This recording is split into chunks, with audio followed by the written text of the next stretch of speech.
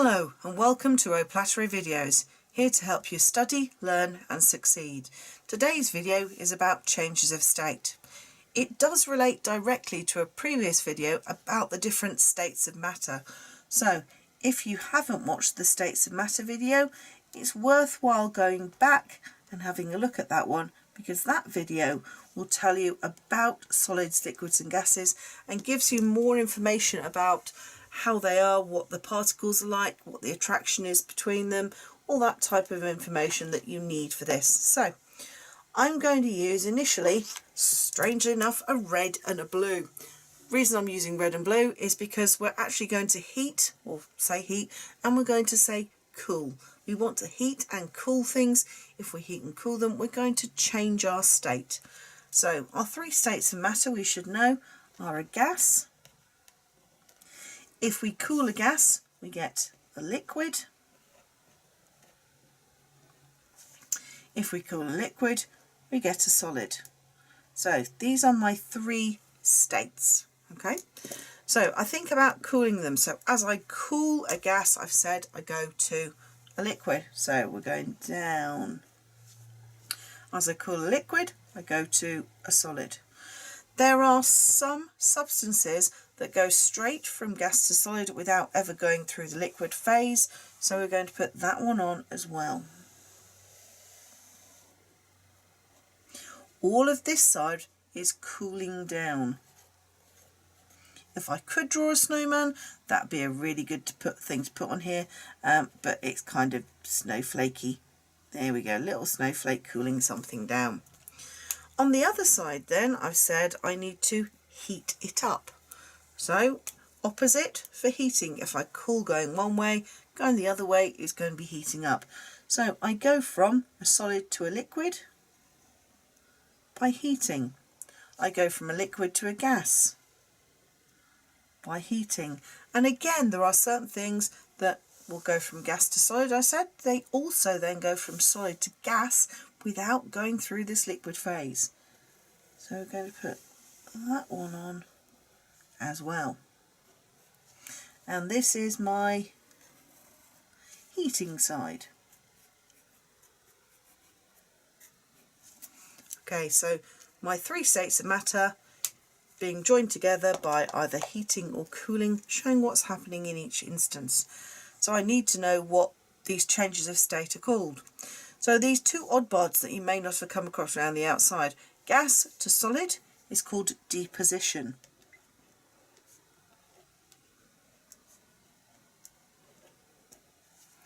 Solid to gas, sublimation.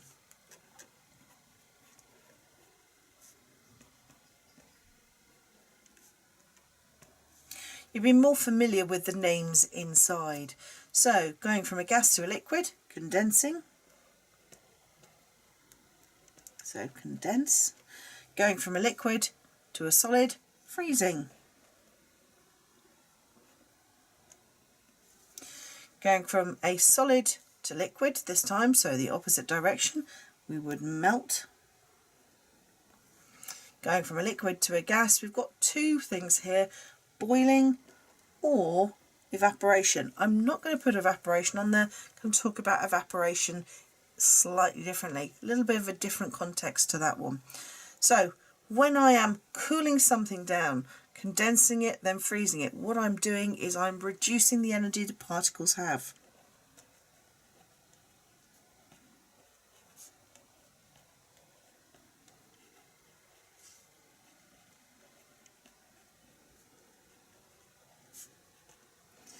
Remember, if you've watched the previous video, the particles become more and more arranged until they're in our nice, neat, arranged order of marbles all together, as opposed to kind of whizzing all over the place. On our other side, as we heat something up, instead of reducing our energy, we're increasing the energy the particles have.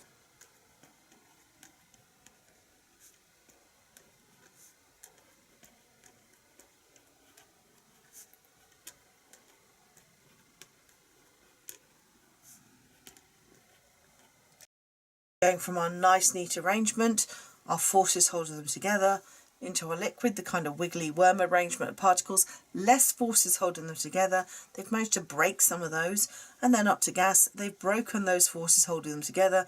They've managed to release themselves from it, they've escaped from it, and they've overcome those forces, and they're moving all over the place. We can show it as well as a curve. Well, they call it a curve, but it doesn't look very curve-like. So we go up, and we've got temperature in degrees on this side,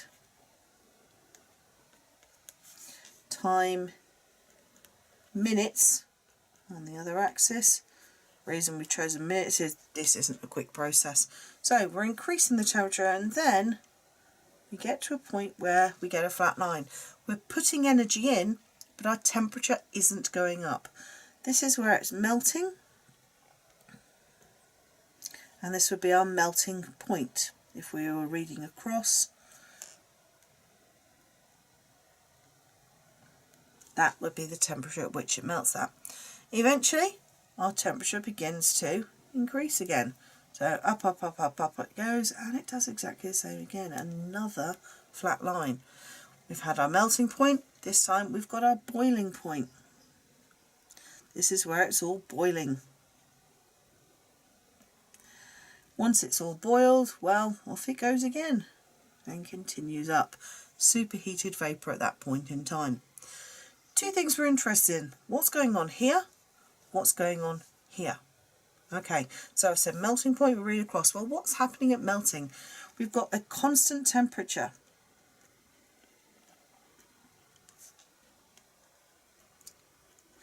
But we are still putting in energy. Okay, so where's that energy going? Well, each particle is breaking away from its fixed arrangement.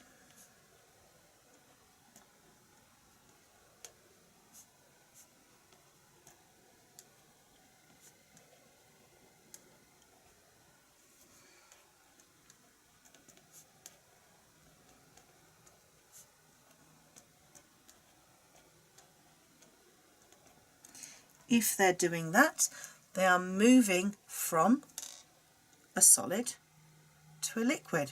That's what we'd expect to happen here. So solid to liquid is my state change. They've overcome some of the attractive forces. It's important that it's some.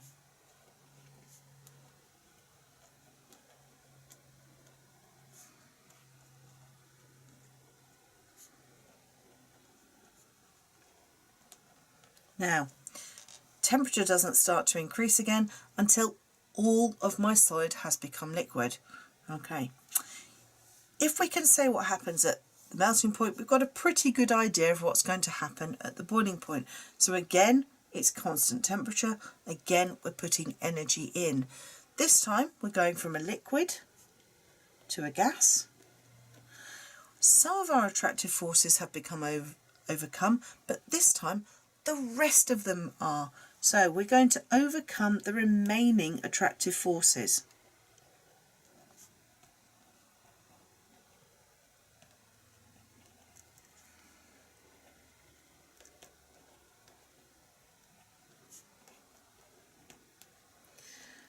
What's happening again? Anything that's liquid is becoming a gas, and again our temperature won't increase until that has happened. So our wiggly worm arrangement has become the crazy running around arrangement all over the place. Constant temperature, as I said before.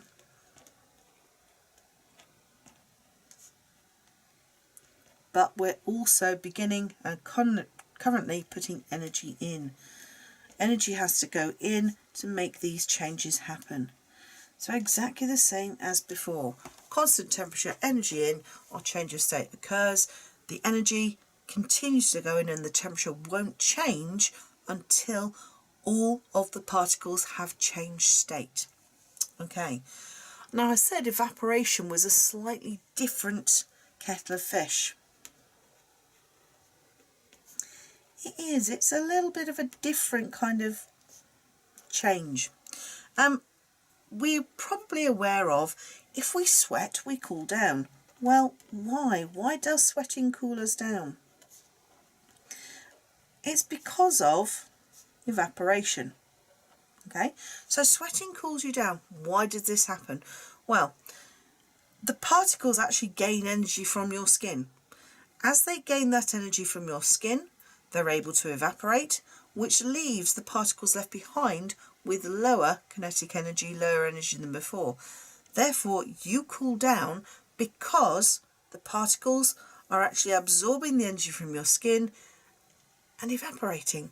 So this is particles with the most energy in a liquid.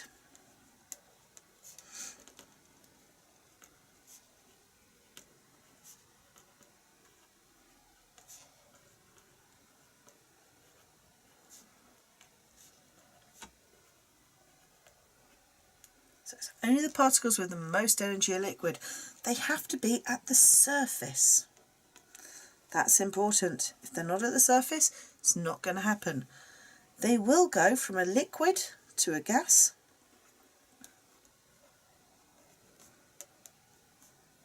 So they're changing state from liquid to gas. And because some of the particles have gone, and it's the particles with the most energy, the average energy of the particles remaining decreases.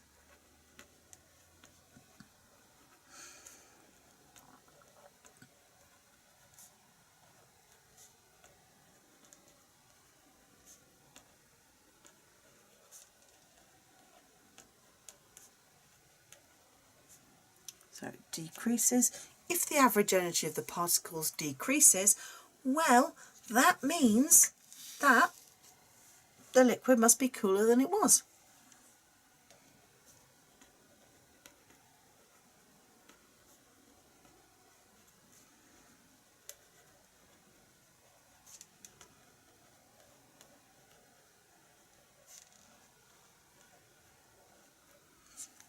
Which then explains why sweating will cool you down, because the particles with the most energy, which they've absorbed from your skin, near the surface or at the surface, turn from a liquid to a gas, therefore they escape. As they escape, the remaining particles have lower energy, therefore the remaining liquid becomes cooler, we cool down. So, changes of state in a nutshell. What you need to know: how those changes occur, which one's heating, which one's cooling, what they're called. So as we heat up, we melt something and we boil something, changing in state, straight from solid to gas, sublimation. As we cool, we condense and freeze, straight from gas to solid, deposition. Increasing energy in our particles as we heat something, decreasing energy in our particles as we cool something down. We also can draw this on, it's often called a cooling curve because it usually is sort of thought of in the opposite direction. We increase the temperature until we get to a plateau or a flat line. That's our melting point. Everything is turning from a solid to a liquid. Continually the temperature stays the same, energy goes in, particles will break away from that fixed arrangement because they have overcome some of those attractive forces. Remember, if you're not sure about these attractive forces, go back to the States of Matter videos.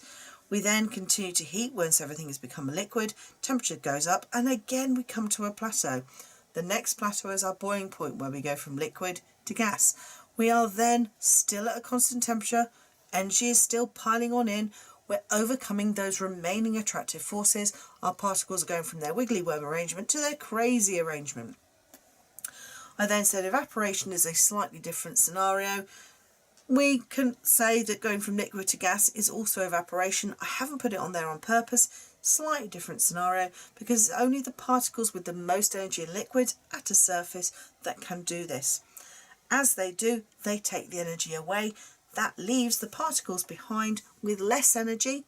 It goes down on average, which means that it's all going to become cooler. So there we go. Changes of state in a fairly simple nutshell. Thank you very much for watching our Plattery videos, and I'll see you again soon.